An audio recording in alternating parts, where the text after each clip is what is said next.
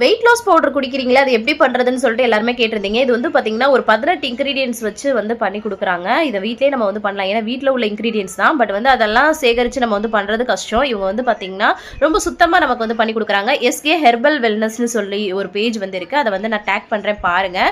அவங்களோட contact number கூட நான் கமெண்ட் செக்ஷனில் வந்து கொடுக்குறேன்.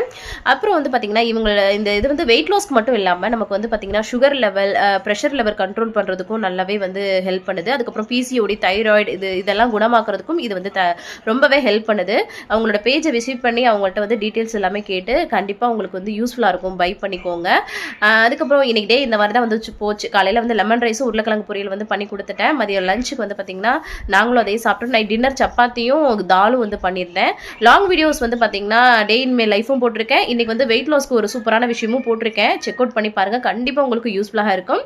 தேங்க்ஸ் ஃபார் வாட்சிங் ஃப்ரெண்ட்ஸ். பாய்.